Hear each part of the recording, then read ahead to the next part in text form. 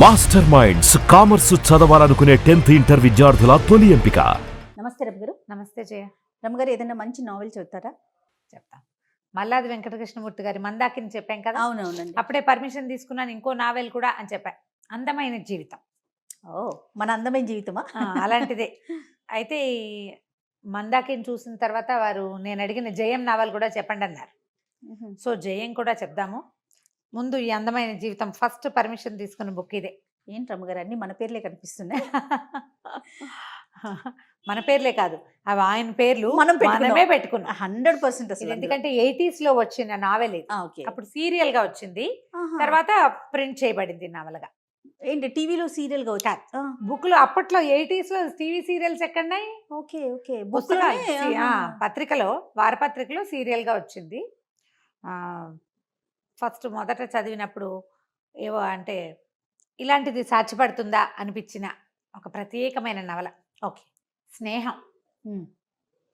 అది ఎవరితోటి ఎలాగైనా ఉండొచ్చని, ఏ వ్యవహారాలకి వెళ్ళకుండా శుద్ధమైన స్నేహంగా, ఒక ఆడమగ మధ్య స్నేహం, ఏవేవో పుంతలు తొక్కేయకుండా స్నేహంగానే ఉండొచ్చు. ఓకే, దాంతోపాటుగా జీవితంలో చిన్న చిన్న సరదాలు, చిన్న చిన్న ఆనందాలు, సాధారణమైన విషయాన్ని కూడా సంతోషంగా ఉండటం, మామూలు విషయాలను కూడా అత్యంత ప్రత్యేకంగా చూసుకోవటం, ప్రతిరోజు కొత్తగా జీవించటం, ప్రతిరోజుని ఎంజాయ్ చేయటం. కష్టాల్లో ఇబ్బందులు సబ్బందులు లేకుండా ఎలా ఉంటాయి? ఉన్నా సరే తమకి దొరికిన జీవితంలో చిన్న చిన్న ఆనందాలతోటి ప్రతిరోజుని మొనాటనస్గా ఉండకుండా ఆ మొనాటనీని జయించేలాగా ఉండటం ఎలా అని చెప్పిన నవల. ఓకే, చాలా సామాన్యమైన కాస్టింగ్ అన్నమాట. మామూలు హీరో హీరోయిన్లు. ఇందులో ఒకళ్ళు హీరో ఒకళ్ళు హీరోయిన్ అని చెప్పడానికి కూడా వీల్లేదు. ఆ కథ, దాని నడక, సరిగ్గా చెప్పాలి స్క్రీన్ ప్లే, బుక్ ప్లేయే దీంట్లో ఉన్న హీరో. ఓకే, అదే హీరోయిన్. చాలా ఇంట్రెస్టింగ్గా బాగుంటుంది. భాష చాలా సామాన్యమైన భాష, మనం చదివే లాంటి భాష. ఈ సెల్ ఫోన్లు అవి రావడానికి కొంచెం ముందు వ్యవహారం ఇది, కొద్దిగా ముందు. మామూలు సింపుల్ లివింగ్ ఫెలోస్ ఎలా హాయిగా జీవించవచ్చో చెప్తుంది కథ. మొదట ఎట్లా మొదలవుతుందంటే, శాంతి అనే ఒక ఆవిడ, ఒక 30s, ఎర్లీ 30s అనుకో, తను రాజమండ్రి నుంచి హైదరాబాద్ వాళ్ళ చెల్లెలకి పురిటికి సహాయం చేయడానికి వస్తుంది. చెల్లెలు డెలివరీకి హెల్ప్కి, వాళ్ళ మదర్ లేరు, వచ్చింది.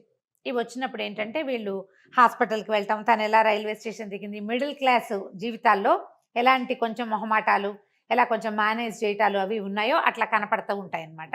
అడుగడుగున సాధారణమైన జీవితాల్లో మనం ఎదుర్కొనేవి, దేన్నైనా హ్యాండిల్ చేయడానికి మనం ఎట్లా ఆలోచిస్తామో అలాంటి ఆలోచనలు మనకు కనిపిస్తాయి. ఓకే, ఇంట్లో ఎవరు లేకుండా మరిది వదిన గారే ఉండకూడదు, దానికోసమని వాళ్ళు ఎట్లా ప్లాన్ చేస్తారు, అది పెద్ద విషయంగా ఉండదు, సింపుల్ విషయం, మనం కూడా చేస్తాం అట్లా. ఇవన్నీ మనకు తెలిసినవే అనిపించడమే ఈ పుస్తకంలోని ప్రత్యేకత, ఈ నావెల్లో ఉన్న ప్రత్యేకతే అది. ఓకే, అయితే వచ్చేసరికల్లా ఏమవుతుంది, చెల్లెలు కొంచెం డెలివరీకి దగ్గరలో ఉంది. ఈ శాంతికి భర్త, 2 పిల్లలు ఉన్నారు. పిల్లల్ని ఇంటి దగ్గర భర్త దగ్గర వదిలిపెట్టి మరి చెల్లెలకి సహాయం కావాలి కదా అని వచ్చారు. అయితే వీళ్ళు లోకల్ ట్రైన్లో తిరగటం చెప్తారు బాగా. అప్పటికి ఎంఎంటీఎస్ రాలా, హైదరాబాద్లో ఎంఎంటీఎస్ లేదు ఈ కథ నాటికి. అప్పుడు ఉన్నది ఏంటంటే లోకల్ ట్రైన్స్ తిరిగేవి కదా. ఆ ట్రైన్ ఎక్కితే అక్కడ దిగచ్చు అట్లా అనమాట. అయితే హాస్పిటల్కి వెళ్తారు. ఈ అమ్మాయికి కొంచెం సడన్గా ముందు ఒక రోజు నొప్పులు వస్తాయి. అక్కయ్యకి చుట్టుపక్కల ఉన్న షాపులు అవి పరిచయం చేస్తుంది, ఎలా ట్రైన్ ఎక్కి దిగాలో చూస్తారు. ఆ మాత్రం చేయగలరు అనమాట. చెల్లెల పేరు నాగమల్లి, అమ్మాయి భర్త అభిరామ్.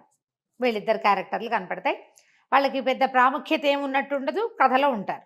చెల్లెలు ఉంటుంది. అయితే సడన్గా పెయిన్స్ వస్తాయి, సిజేరియన్ చేయాల్సి వస్తుంది.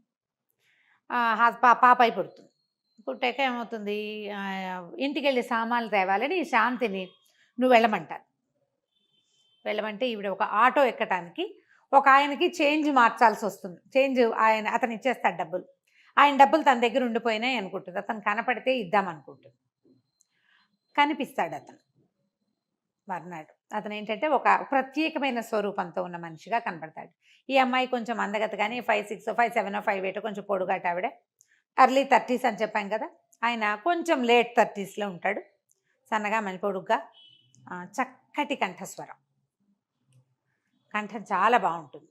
కొంచెం పొడుగు చేతులు చొక్కా టక్ చేసుకుని బెల్ట్ పెట్టుకుని ఉండి బ్యాంక్ ఆఫీసర్. అతనికి ఆ డబ్బులు ఇవ్వడానికి కేసు కోసం మాట్లాడుతుంది. వీళ్ళిద్దరికి ఫ్రెండ్షిప్ అవుతుంది.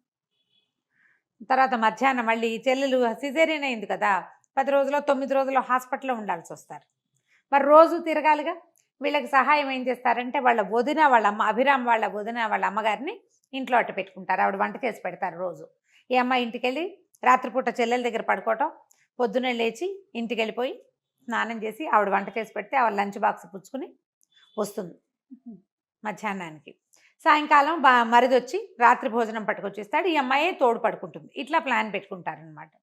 ఈ అభిరాము ఈ కనపడ్డాడు కదా ఒక ఆయన, చక్కగా బాగున్నాడని ఈయన మాట్లాడుకునేసరికల్లా ఆయన నేను బ్యాంక్ ఆఫీసర్ని, ఫలానా బ్యాంకు అని చెప్తాడు. అతని పేరు ప్రీతం. మెల్లిగా వీళ్ళిద్దరికి ఈ మాటలు కలుస్తాయి. రోజు తిరగాలి కదా ట్రైన్లో. అదే ఈ ట్రైన్ 2-3 రోజులకి కొంచెం ఫ్రెండ్షిప్ థిక్కనే అవుతుంది, మాట్లాడుకుంటారు. శాంతి ఏంటంటే ఒక రకమైన భావుకురాలు. మామూలుగా ఎలాగోలాగా జీవించేయటం కాకుండా ఏదైనా ప్రత్యేకమైన సంఘటనలు ఉంటే డైరీ రాసుకోవటం గురించి బాగా చెప్తారు ఈ బుక్లో. ఇందులో కథ కంటే చెప్పా కదా ప్లేనే ముఖ్యమని. ఆ ప్లే అంతా నేను చెప్పట్లేదు. ఈ పుస్తకం కొని చదివి ఆ ప్లే మీరు స్వయంగా తెలుసుకోవాలని నా కోరిక. తప్పకుండా ప్రతి ప్రేక్షకులు, ప్రతి వాళ్ళు చదవాల్సిందే. ఆటే ఖరీదేం కాదు.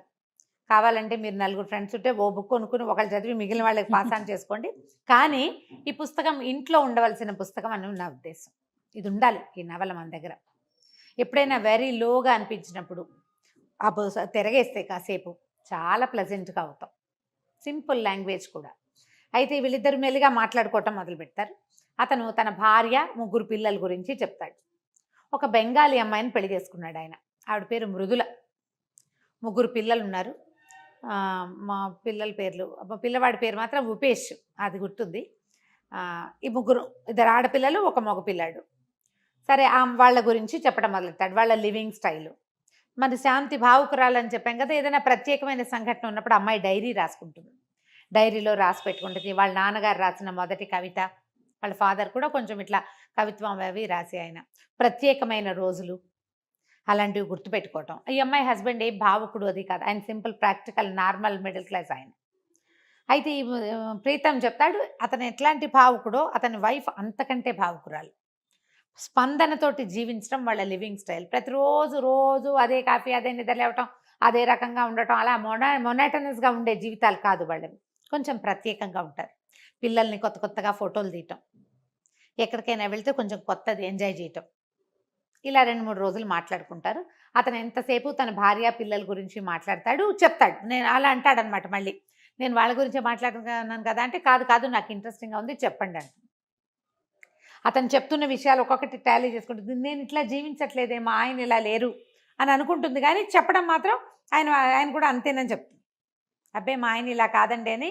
మనం ఏదైనా ఒక మంచి విషయం కానీ అబ్బాయి నాకు కూడా వెళ్ళాలని ఉంటుందండి, కానీ మా ఆయన ఒప్పుకోరని చెప్పేస్తారు. ఈ అమ్మాయి అలా భర్తను తక్కువ చేసుకునే రకం కాదనమాట. తను కూడా ఇలాంటి లివింగ్ స్టైల్లోకి రావాలని కోరుకుంటుంది. ఓకే, సరే హైదరాబాద్ చూపిస్తానంటాడు. వీళ్ళిద్దరూ ఈ చెల్లెల కోసం కాఫీ తేవడానికి ఒక హోటల్కి వెళ్తుంది. అక్కడ కూడా అతను తగులుతాడు. అతను అక్కడికే వస్తాడు. ఈ అమ్మాయికి మధ్యలో అనుమానం వస్తుంటుంది, ఈ నిజంగా బ్యాంక్ ఆఫీసరా, నన్ను ఏమైనా ట్రాప్ చేస్తున్నాడా అని. అతని క్యారెక్టర్ విషయంలో అది చెప్పరు. వెళ్ళి అతను ఆ బ్యాంక్లో ఉన్నాడో లేదో కనుక్కొని చూస్తుంది. అతను బ్యాంక్లోనే ఉన్నాడు.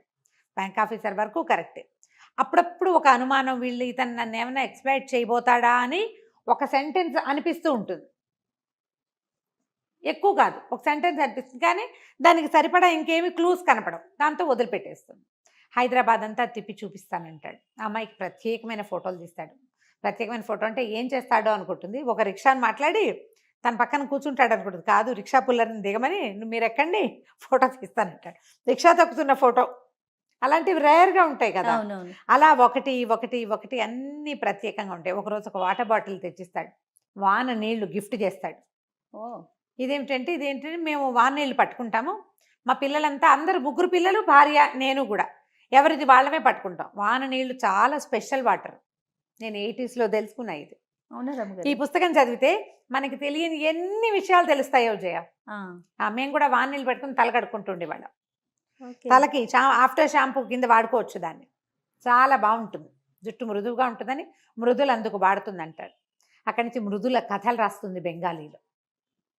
తన కథలు, ఆ అమ్మాయి కథల్లో ఉన్న ప్లాట్లు ఏంటో చెప్తాడు. ఇక రోజులు గడుస్తాయి. మధ్య మధ్యలో చెల్లెలు మరి చంటి పిల్లని పెట్టుకుని ఒక్కతే ఉంటుంది. ఈ అమ్మాయి ఇతనితో తిరగడానికి వెళ్ళిపోతుంది కదా, ఇదేదో ఎంజాయ్మెంట్. చెల్లెలు కూడా నచ్చుతుంది. ఆ అమ్మాయి ఏమి తప్పట్టుకోదు వాళ్ళ అక్కయ్యని. వెళ్ళు పర్వాలేదులే, ఆయా ఉంది కదా, మధ్యాహ్నం భోజనం అయ్యాక వెళ్ళిరా, సరదాగా నీకు కూడా బాగుంటుందని అక్కని ఎంకరేజ్ చేస్తుంది ఇతనితో స్నేహానికి. సరే ఇద్దరు కలిసి బయటకు వెళ్తారు. హైదరాబాదు కొన్ని చోట్ల డబల్ డెక్కర్ ఎక్కిస్తాడు. ఎక్కడ తన చెయ్యి కూడా అమ్మాయికి తగలనివ్వడు. అంతకంటే ఏం ఎక్స్ప్లాయిట్ చేసినట్టుగా కూడా కనపడదు. ఈ అమ్మాయికి అప్పుడప్పుడు డౌట్ వస్తుంది. మా ఇంటికి రండి, మీరు మృదుల వాళ్ళని కలుసుకుందరు కానీ అని చెప్తాడు. సరే వెళ్తుంది. వెళ్ళేసరికల్లా ఈ వంట ఏదో సగం రెడీగా చేసినట్టు, సగం సగం చేసినట్టు కనపడుతుంది. పిల్లలు స్కూల్కి వెళ్ళారంటాడు. అమ్మాయి లేదు, ఒక కాగితం రాసి పెట్టి ఉంటుంది. కుక్క ఒంట్లో బాగోలేదు, అది కక్కు ఉంటుంది, దాన్ని నేను హాస్పిటల్కి తీసుకెళ్తున్నాను, శాంతి గారికి సారీ చెప్పు, అక్కడ పని అయిపోగానే వచ్చేస్తా అని. సరే అమ్మాయి చేసి పెట్టిన పదార్థాలు ఏవో తింటుంది, వంటలు తింటారు. రకరకాలు వాళ్ళ మన వంశవృక్షం పేర్లు గోడ మీద రాసి పెట్టుకుంటాడు అతను సిమెంట్ తోటి. వాళ్ళ ఫలానా ఆయన కొడుకు తర్వాత ఈయన కొడుకు, ఇలా వాళ్ళ ఇవి ఉంటాయన్నమాట. వాళ్ళ ఇంట్లో ఉన్న రకరకాల విశేషాలు, పిల్లల్ని ఎంత ప్రత్యేకంగా ఫోటోలు తీశారు, వాళ్ళ ఫస్ట్ బర్త్డే సెకండ్ బర్త్డే ఎట్లా సెలబ్రేట్ చేశారు, పిల్లలు ఎలా రాస్తారు కథలు పుస్తకాలు, అవి ఆ అమ్మాయి రాసిన కథల పుస్తకాలు, ఆ కథల్లో ప్లాట్లు అన్నీ మాట్లాడుకుంటారు. వాళ్ళ ఇల్లే చాలా స్పెషల్గా చక్కగా ఉంటుంది, తీర్చిదిద్దినట్టు ఉంటుంది ఇల్లు. సరే అన్నీ చూస్తుంది పాపం. నాకు కూడా ప్రతి వాళ్ళకి ఒక స్పెషల్ ప్లేస్ ఉంటుంది జీవితంలో. ఈ అమ్మాయికి ఏంటంటే ఈ శాంతి చెప్తుంది, మా చిన్నప్పుడు మేమున్న ఇంట్లో అటకలు ఉండేవి, ఆ అటక అంటే చాలా ఇష్టం నాకు. మా చెల్లెల పెళ్ళికి మా అమ్మ ఆ ఇల్లు అమ్మేద్దాం అనుకుంటే ఆ అటకను చూసి రావడానికి వెళ్ళాను నేను. ప్రతి వాళ్ళకి అలాంటి స్పెషల్ థింగ్స్ ఉంటాయి. ఆ ఇల్లు కోసం ఎంతో బాధపడ్డాను, అక్కడి నుంచి తెచ్చుకున్నాను నా చిన్నప్పటి బొమ్మలు నేను దాచిపెట్టుకునేదాన్ని.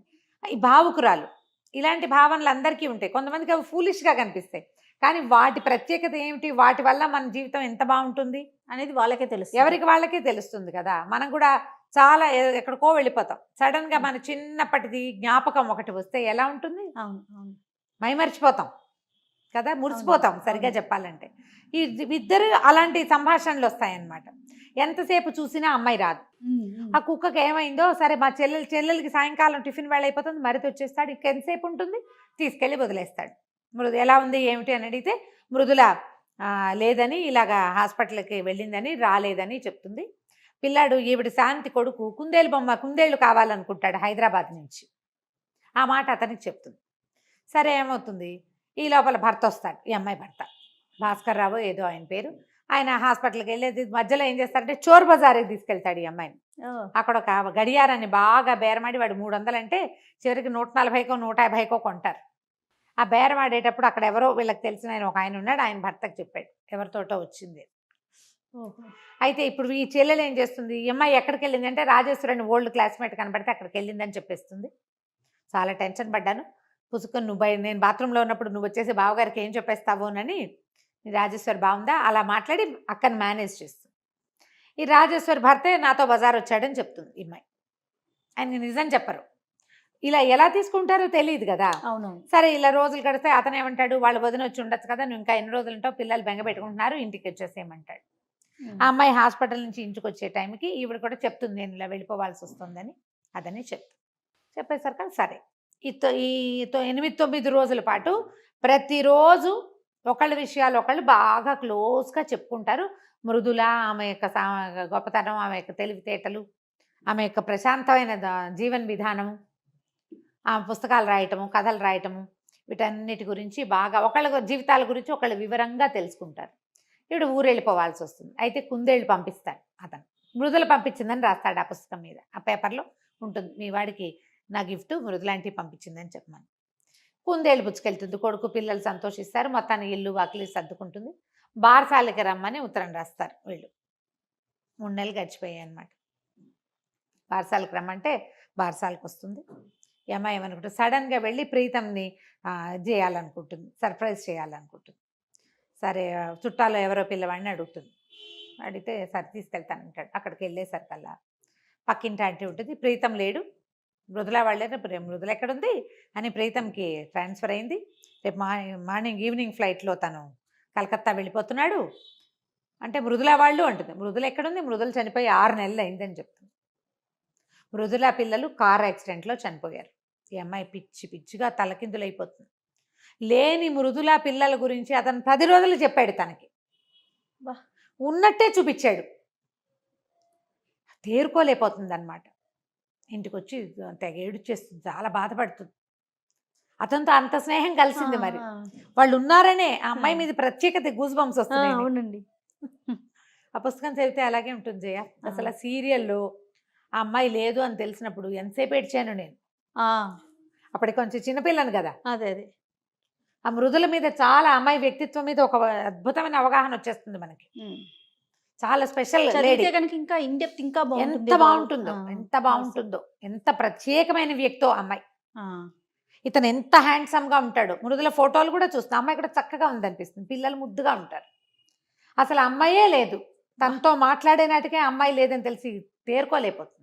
అతను వెళ్లే లోపల అతను చూద్దాం అనుకుంటుంది. రాజమండ్రి నుంచి వచ్చేటప్పుడు ఏం చేస్తాడు, ఏదో చీటీ కడతారు, అతని కోసం ఒక వాచి కొనుక్కొస్తుంది గిఫ్ట్ ఇవ్వడానికి. ఎయిర్పోర్ట్కి వెళ్తుంది. వెళ్ళేసరికల్లా అతను కనిపిస్తాడు. ఏడుస్తుంది, నాకు ఎందుకు చెప్పలేదంటే, నువ్వెంత పని చేసావు, నువ్వు తెలుసుకోకుండా ఉంటేనే బాగుండేది. యాక్సిడెంట్లో పోయారు, నేను ఆ రోజు సూసైడ్ చేసుకుందాం అనుకుని ఆటో ఎక్కాను, నువ్వు కనపడ్డావు, నీతో స్నేహం కలిసింది, నీతో మాట్లాడుతూ లేని మృదుల పిల్లలు ఉన్నారన్న నమ్మకంతో, ఎక్కడో చోట ఉన్నారన్న నమ్మకంతో జీవించాను నేను. వాళ్ళ కోసమైనా ఇలా ఉండాలనుకున్నాను.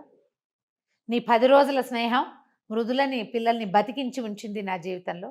లేకపోతే నేను వాళ్ళు సూసైడ్ చేసుకోవాల్సి. ఆటోలో మొదట కలుస్తారు కదా, ఆటో డబ్బులు ఇస్తాడు. ఆ రోజునే నేను సూసైడ్ చేసుకుందాం, నేను ఉండలేను అనుకున్నాను. తర్వాత నేను ఉండగలనని నాకు తెలిసింది. నా కళని పాడు చేసావు, ఎక్కడో చోట ఉన్నారని నమ్మకంతో బతుకుతున్నాను అంటే అమ్మాయి తెలియదు కదా, సర్ప్రైజ్ చేద్దాం అనుకుని వెళ్ళింది పాపం. అవునవును. ఆ అమ్మాయికి కూడా దాని తెలియదు తనకి. అవును. వెళ్ళి సర్ప్రైజ్ చేయాలనుకుంది. అంత మెల్లిగా సర్దుకుంటారు ఇద్దరు. వాచి ఇస్తుంది అతనికి. తర్వాత ఏమో అతను ఒక ఉత్తరం ఇస్తాడు, ఒక ఇది ఇస్తాడు అనమాట. నేను ఆల్మనాక్ రాసుకుంటారు వాళ్ళిద్దరు. ఏంటంటే ప్రతిరోజు రోజువారీ వాళ్ళు ఏం చేశారు అలాంటిది, స్పెషల్ డేస్లో ఏం చేయొచ్చు అది ఒక పేపర్స్ ఏవో రాసి పెట్టుకుంటాడు. ఆ పేపర్లు ఇస్తాడు అమ్మాయికి. మృదుల రాసిన పుస్తకాలని, అంటే కథలు రాసింది కదా, అవి ఒకరు ఇంగ్లీష్లోకి ట్రాన్స్లేట్ చేస్తున్నారు, బెంగాలీలోవి. నేను తెలుగులోకి ట్రాన్స్లేట్ చేయిస్తాను, ఆ కథలు మీకు పంపిస్తాను, టచ్లో ఉండండి అని చెప్పి అతను కలకత్తా వెళ్ళిపోతాడు. ఈ అమ్మాయి ఆ పేపర్స్ పోసుకొని దుఃఖంతో చెల్లెల దగ్గరికి ఇంటికి వచ్చేస్తుంది. చెప్తుంది ఇట్లా చెల్లెలు చాలా బాధపడుతుంది. ఎందుకంటే ఈ కథలన్నీ అక్కేం దాచదు చెల్లెల దగ్గర, ప్రతిదీ షేర్ చేస్తుంది. అంటే ట్రాన్స్పరెన్సీ మెయింటైన్ చేసింది కాబట్టి ప్రతిదీ చెప్పేస్తుంది తను. అక్క చెల్లి వాళ్ళు ఎలా ఉన్నారంటే, ఈ అమ్మాయి తనతో తిరుగుతూ ఉంది, ఊరంతా మాట్లాడుకుంటూ ఉన్నారు. తను తెలుసుకున్న ప్రతి ప్రత్యేకమైన సంగతి చెల్లెలతో షేర్ చేసింది. ప్రతి సంగతి కూడా పాజిటివ్ గా తీసుకోవడం చాలా హైలైట్. ఈ అక్క చెల్లి ఇద్దరిలో ఉన్నటువంటి ఆ పాజిటివ్ బంధం ఒకటి అత్యద్భుతంగా కనపడుతుంది. అవును. శాంతి ప్రీతంల మధ్య ఉన్నటువంటి ఆ స్నేహం పరమ పాజిటివ్ థింగ్. మళ్ళీ ప్రీతము మృదుల మధ్యలో ఉన్నటువంటి ప్రేమ, ఆ అమ్మాయి జీవితాన్ని ఎలా మౌల్డ్ చేసుకుంది తన భర్తతో కలిసి. జీవితం మీద పెద్ద పెద్ద ఎక్స్పెక్టేషన్స్ లేకుండా దొరికిన ప్రతిదాన్ని సంతోషంగా అనుభవించడం ఎలా అనేది ఈ బుక్ చదివితే మనకు అర్థమవుతుంది. చివరికి అతను కలకత్తా వెళ్ళిపోతాడు. ఈ అమ్మాయి భర్తతో కలిసి ఇంటికి వెళ్ళిపోతుంది. కొద్ది రోజుల ఈ స్నేహం జన్మంతా వాళ్ళు జ్ఞాపకం చేసుకునేలాంటి ఒక అద్భుతమైన అనుభవంగా కనపడుతుంది. చిన్న చిన్న విషయాలు, చిన్న చిన్న టిప్స్. దీన్ని హిందీలో సినిమా తీస్తున్నారట, తెలుగులో చూసారట, కానీ తెలుగులో బహుశా దీనికి రెడీ అయినట్లేదు ఎవరును. హిందీలో తీస్తున్నామమ్మా అని చెప్పారు. హిందీలో ఒకరు రెడీగా ఉన్నారట, వస్తుంది ఎప్పుడో. నేను రివీల్ చేయనా అని అడిగాను వారిని, ఆ చెప్పచ్చు అన్నారు. ఓకే, హిందీలో తీయబోతున్నారు, వాళ్ళు ధైర్యం చేస్తారు. ఈవెన్ తమిళ్లో కూడా తీయగలరు ఇలాంటి సినిమాలు. ఎవరో హిందీలో మాత్రం ట్రై చేయబోతున్నారు. ఎప్పుడో ఒక రోజు వస్తుంది. మల్లాది వెంకటకృష్ణమూర్తి గారి అందమైన జీవితం చాలా బాగుందండి, నిజంగా చాలా అందంగా ఉంది. అదే అంటే మనకి జీవితం ఒకటే లభిస్తుంది అంతే. దీని అనవసరమైన కక్షలు, కార్పణ్యాలు, ఏవో పిచ్చి పిచ్చి ఆలోచనలు, నెగిటివ్ థింకింగ్ లేకుండా ఎవ్రీడేని కొత్తగా పూర్తిగా జీవించడం, బతకటం కాదు, జీవించడం. ఆ జీవించడం ఒక కళ. ఆ కళని ఇందులో చక్కగా ఎస్టాబ్లిష్ చేస్తారు. బ్రహ్మాండంగా ఉంటుంది. ఇది విన్నారు కదా, ఇప్పుడు నేను చెప్పింది అందులో 1% మాత్రమే. 99% కావాలంటే పుస్తకం చదవాల్సిందే. తప్పకుండా రమ్మగారు. కానీ చాలా బాగుందండి, చాలా అందంగా అనిపిస్తుంది, అదే చెప్తున్నా. రైట్ అండి, నమస్తే. నమస్తే.